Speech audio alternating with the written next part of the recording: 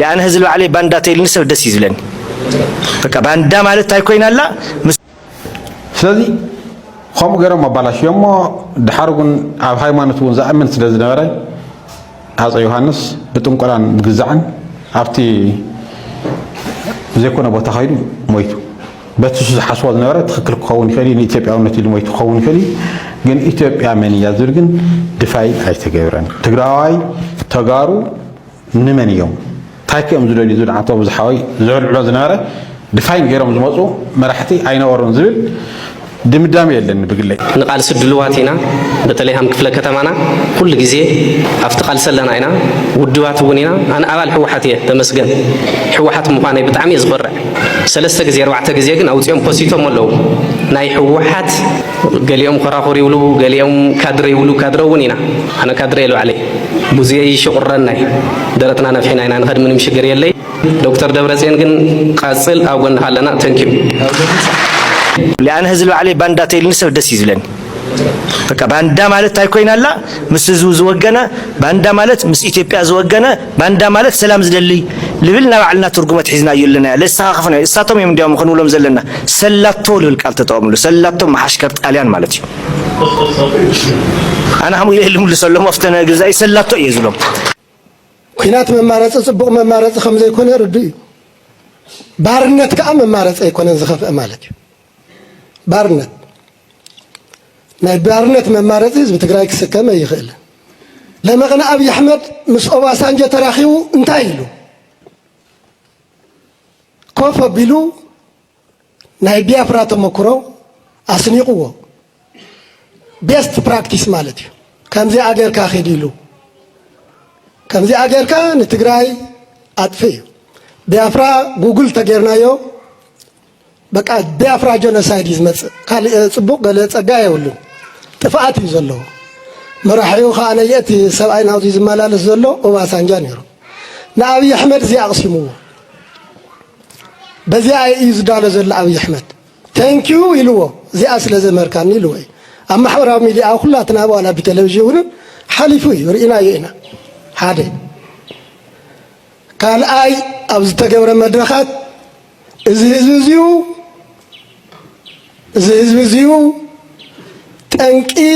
وحسنا سلطاننا خوينا يلوم ليفل غيروم كم كورد خنباتاتنا لنا زبل الله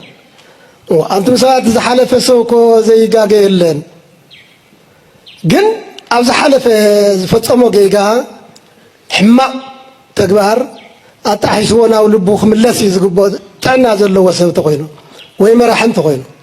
حዚ ግን ዘወረስት ዝኸፍአ ነገር ንምፍጻም ብዘለን ዘየለን ዓቕሞም ይዳለወለው ማለት እዩ ናይ ምህላውን ዘይ ምህላውን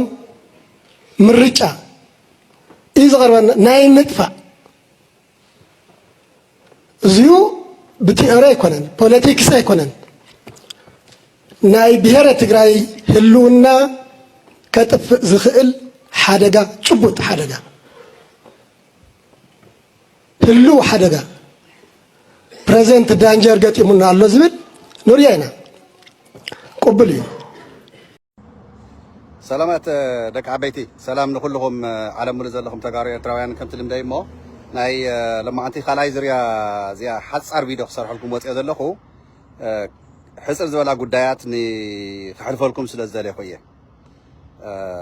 مزحتك زي يا وناي أسرع 30 دقيقة فيديو خسر رحت له قلقلي كل قاتله قلقلي حسر تيلخان بدم بجيري قاتله سو حسر كبلاغ مكوريه سنفتا قداي كوسدكم تردوا زلكم جين حيز تارجت زغبر زلو تغاروس انتاي سلتغبر ايتم تقالست لوز بحالو دحنا مناسي بتلي تارجت زغبرم زلو ناي بلصقنا ወይ ደማ بلصقنا زغزኦም تغارو تزارفت ትግርኛ ደገፍት بلصقنا مسيلهم نهز ትግራይ ዘዳናጎሩ ዘለው كاوز عبيجين دحنا جوازات خون مناسي تقالستي تجوجيلهم حيزي أب محور ميديا من أساس جورو زلوا نعبنت فيسبوك تيك توك يوتيوب بزين نفعصو أبزين زنات فزلوا تجارو ني سراوي تجراي نمنجس تجراي نهز تجراي دقيفهم تجراي نخت عوات زك على سزلوا مناسي نزياتهم نمعصاو سوشيال ميديا دقات زخلهم لؤخات ناي عصوات ناي بلصقنا رومو ما توافيرهم زيوم تجاريهم تجارو ኣዋፋሪኦም ግን ብልጽግና እዩ እቶም ተዓሰብቲ ንኸብዶም ዝሰርሑ ዘለዉ ተዳናጊሮም ናይ እዚኦም ኮራኹር ኮይኖም ከዓ ንዚኦም ተዋፊሮም ዕፀው ፌስቡካትን ቲክቶክን በተለይ ዝኽልትኡ ዕፀውዎ እናበሉ ዝሰርሑ ዝዋፈሩ ዘለዉ ክነግረኩም ሓደ ሓውና ኣነ ሞስትሊ እቶም ተቓለስቲ እከለ እናበልኩ ኣብ ማሕበራዊ ሚድያ ከምዚ የብልኒ ግን ሓደ ነገር ከስምዐኩም ሓደ ሓውና ሃገረ ትግራይ ኢሉ ፌስቡክ ዝንቀሳቐስ መንእሰይ እዩ ብጣዕሚ ገወዝ ተቓላሳይ ሓንቲ ነገር ዝገበራ የለን ግን ሕቡን ተቓላሳይ ትግረዋ እዩ ኣብ ዝቐረባ ግዜ እውን ብውሽጢ ጽሒፉለይ ኣየኳ ኢለ ኣተባቢዕዮ ንሱ እውን ከምኡ ንዓይ ማለት እዩ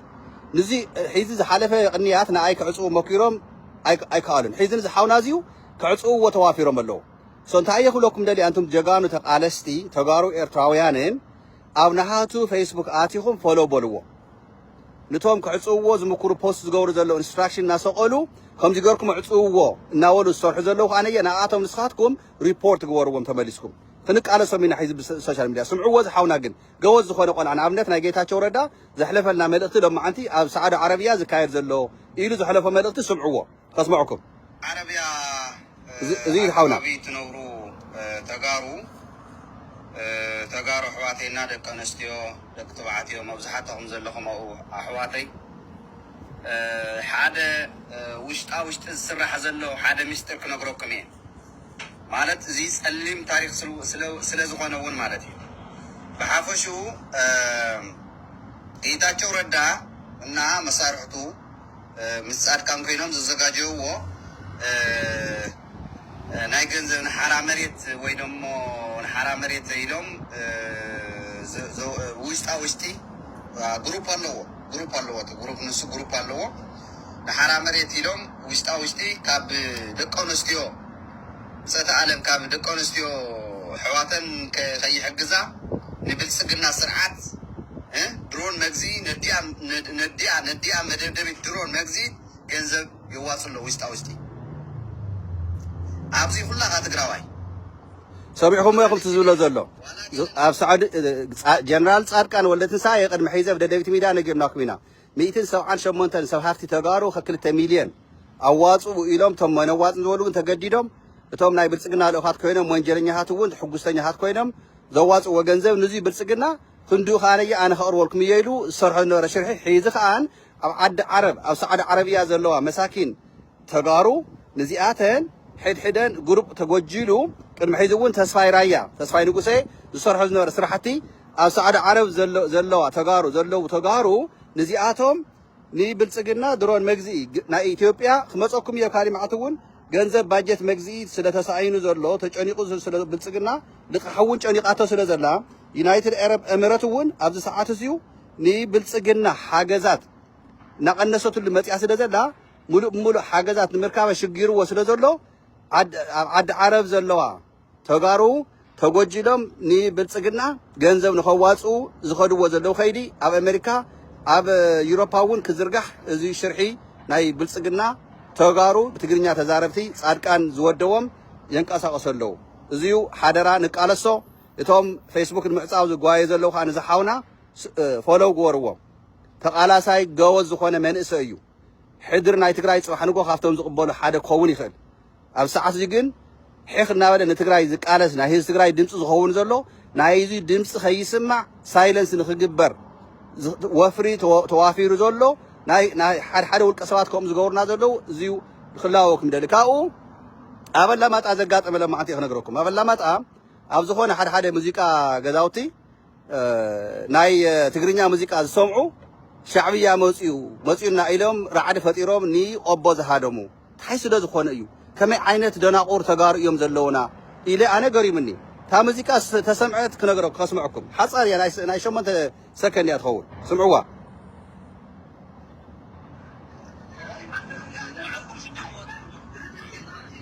ሶሪ ደሃን ኤኒዌይ እታ ሙዚቃ እየ ከስምዐኩም ኢለ ነይረት እንዳጋጣሚ ኮይኑ ናብ ካሊእ ወሲዳት ነላ ምስ ቀረይታ ብሓፂሩ ግን እንዳጋጣሚ ኮይኑስ ኣብ ከተማ ኣላማጣ ሙዚቃ ትግርኛ ወዲ ተኽሉ ኤርትራዊ ሙዚቀኛ ናይ ቀደም ناتو درف سمي عمس شعبية مسئلهم رعد فتيرهم كابل لمتا نقوب بهاديمهم حاديرهم اللو تقارو كابل لمتا سنقوب بهاديمهم كيدم ناي ودي تخلو ارتراوي مزيكاኛ ናይ ቀደም እዚያ ደርፊ ብምስምዖም ማለት እዩ ታይ ዓይነት ድንቁርና እይዝኒሄ ኣብ ተጋሩሲ ኣነ ክርድአነ ይከኣለ ናቱም ሰባት ታይ ጉዱ ታይና ኮይና ብጣዕሚ መሕፈር እዩ anyway ጸላትና ሒዚ ኣዋፊሮም ጨኒቅዎም ኣብ ዳያስፖራ ዘሎ ማሕበረሰብ ናዳራጎሩን ናተዓሻሸውን ትግራይ ንምድኻም ወፊሮም ዝነ ወፍሪ ትግራይ ስዒራ ዝቀረባ ግዜ ክትወጽእ ምዃና ስለ ዝተኣመነሉ እዩ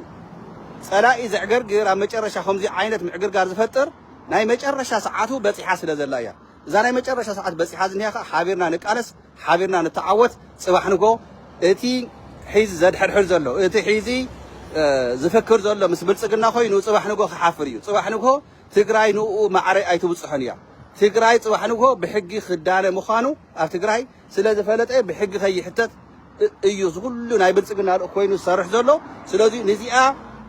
ቃልሲ ናይ ትግራይ ከሪራ ተጣናኺርና ንኸዳ ዘለና መገዲ እዚኣ ንምፍሻል እዚኣ ንምፍራስ ዝሰርሕዎ ዘለዉ ስራሕቲ ድቃስ ኢኖም 24 ሰዓት ግን ናይ ጭንቀት መንግስቲ ሃይለ ማርያም ኣብ ዝተወራረሉ ግዜ እንታይ እዩ ነይሩ ከምዚኣ እያ ኣሜሪካ እውን ኣብዚ ሒዚ ኣምባሳደር ኣብ ኣዲስ ኣበባ ኮይና ንሕና ኣብ ደገ ዘለና መጨረሻ ክለኩም ካብኡ ከብቅዓየ ኣብ ደገ ዘለኻ ተቃላሳይ ኩልኻ ትግሮዋይ ኤርትራዊ ንሰነተራት ንካንግሮስና ሰነተር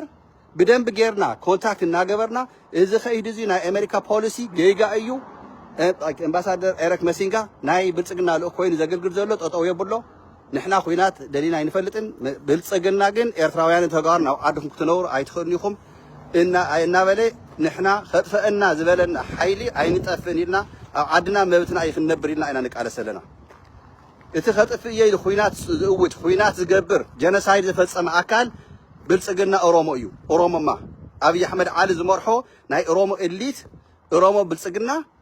OPDO إزي يتحايل زبهال أفتي قرن أفريقيا سلام كركير زلوا ناب سوداني خون ناب إيرتراي خون ناب تجراي سلوزي إزي يخون كارسنا ببزل لهم السلام كل الله يحسب قبل لكم يحس على فيديو زي أتمثل بريسي إزي تجراي من سي تجراي بريسي يو كم تجارو بخوينات سلتين عنا خوينات من مارس أصبغ من مارس خمسة يكون ردي بارنت كأم من مارس يكون زخف أمالك كنوتنا لنا سفر كله يولن استوصلنا إن إرترا بجاك ملي خيليو زر يستجند حريزي كم زي اللي خون اللي وزبل كم أجندة من قستاو أجندة غيرهم إنك سأقصلو بيافرا جوجل تغيرنا يو بقى بيافرا جنوسايد يزمت قال صبوق قال أجا يولن قلت منا زل شجر كم هزبي ناي منوار مسل زلنا هزبينا نوح وان أبز زلنا الخوابي أنحت انتهوا حزب تجراي زت بسألاتنا زقر ولنا زلوا من مارتي انتهي ناي مهلاون زي مهلاون مرجع يزقر ولنا ناي مدفع زيو بتياري كونن بوليتيكس كونن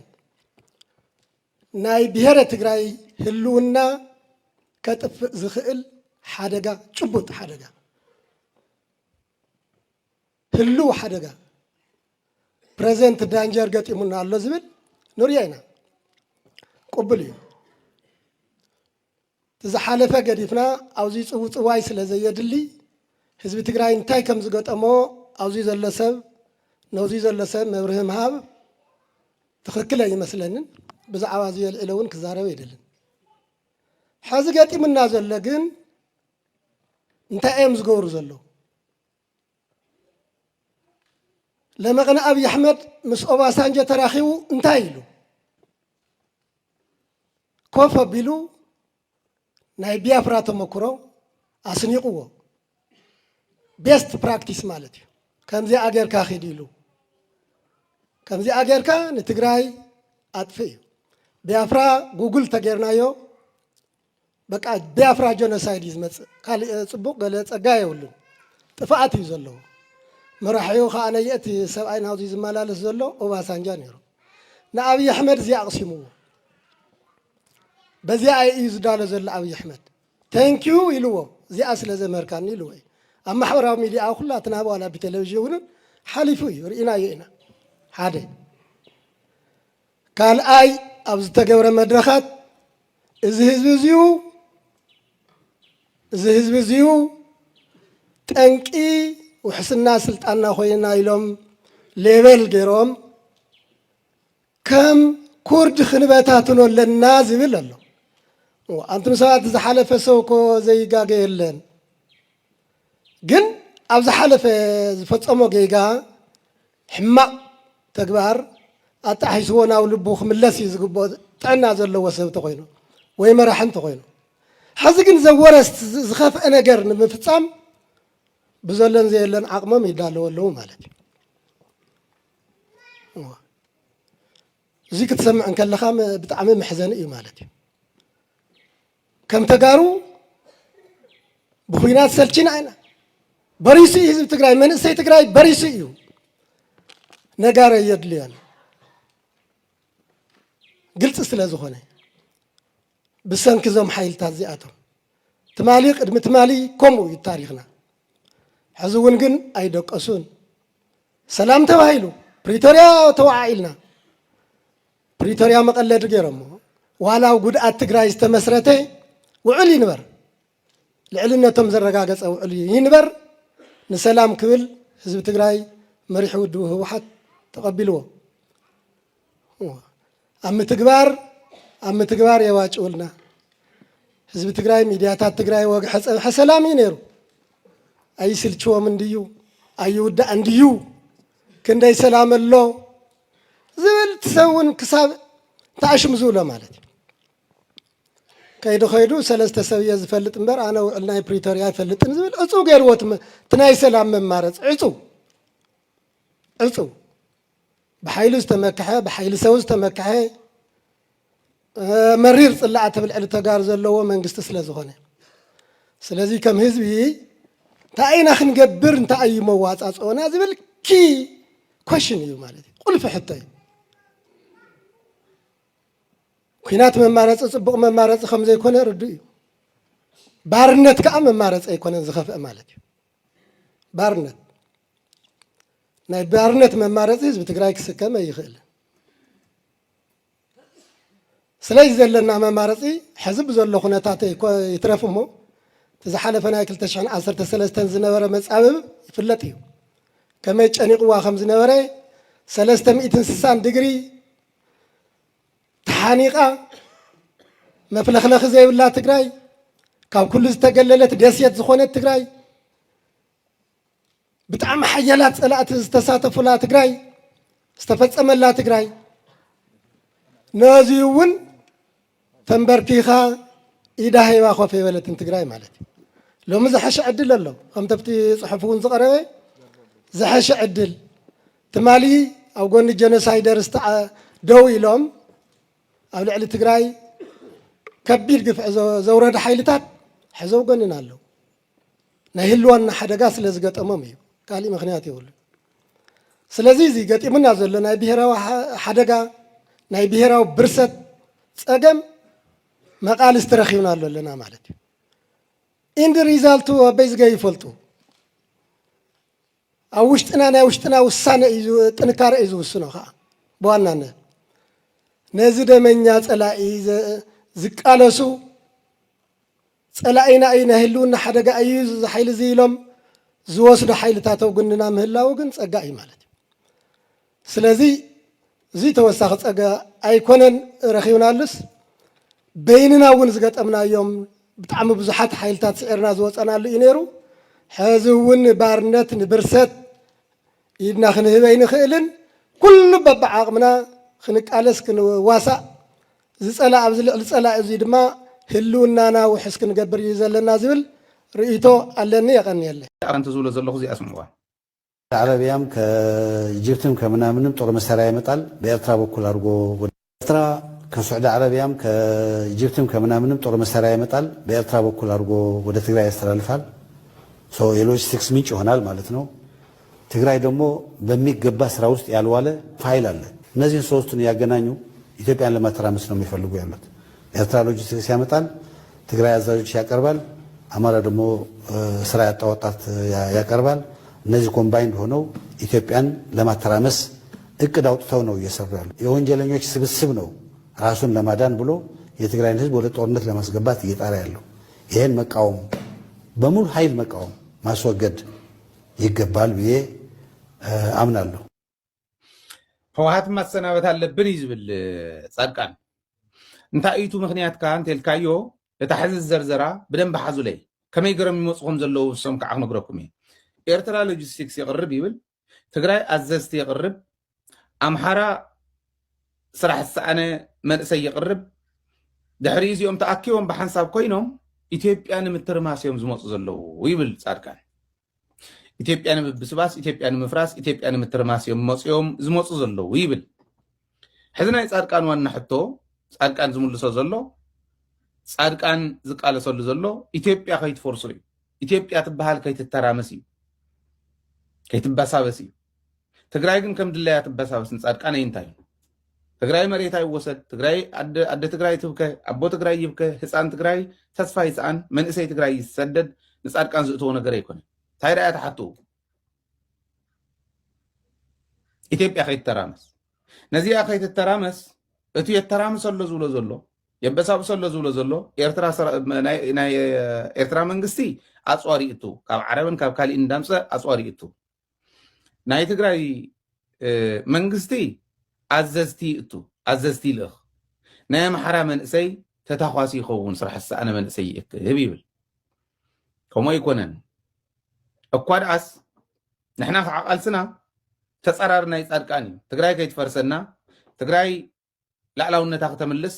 ትግራይ ክብራ ከተምልስ ይቃልስና እዚ ኢትዮጵያ ክድልድለሉ ትግራይ ክትብላዕ እዩ ናይ ጻድቃን ከዓ ንሕና ኢትዮጵያ ኣይትበልዕ ኣይእትወና ናይ ኢትዮጵያውያን ጉዳይ እዩ ትግራይ ከይትብላዕና ታተበልዐት እውን ክትጽግን ታዝፈረሰት እውን ክትጽግን ክትምለስ እቲ ዝተወረረ እውን ክምለስ ሃገርና ክንምስርት ኢና ንቃለስ ዘለና ኣብኡ ይፈላለ ያለን እቱ እከለ ይድግፍ እከለ ኣዛዚ ይቅርብ እከለ ይታኮስ ዝበሎ በንጻሩ ሕሰብዎ ኢትዮጵያ ስራሕ ሰአነ መንእሰይ ኣለዋ ትግራይ ከዓ ባንዳታት ጀነራላት ሃዲሞም አለው ባንዳታት እኛ የምንፈልገው አሁን ያለውን በጣም አስከፊ የሆነ የሀገራችን ሁኔታ ተቀይሮ ስልጣን ላይ ያለውን አምባገነናዊ ቡድን ከስልጣን ወርዶ ሁሉም ብሔር ብሔረሰቦች የሚያሳትፍና በእኩልነት ሀገራችንን ለመኖር የሚያስችል ሁኔታ እንዲፈጠር የራሳችን ድርሻ መጫወት እንጂ የመገንጠል ዓላማ የለንም። አነስ ትግራይ ፈትዋ ይብል መወድኸ ሀብኒ ይህቢ ታይዳ ሰቆይክ ፈትዋ ክበል ደቂቅ حقف በለጽ በሐቅ ከምዚክ ባህሪው ጀጋን ደቅናውና ግንባር ዶ ሕጂ አጆኹም ይሉና ክንድጉል ተለና ስለዚህ በትክክሉን ሕዚ መማረጽ የለይ ልምጽጽ የለይ እንጋደል ሕዝቡን መቀዳሲ التوزيع زل لا حقق انت رقيق زلا بتخكل استخبرها مع خلا كوميتي اكتغبر توعي حقي وص كومزك خغني ولي كتنكر تله اي زفرع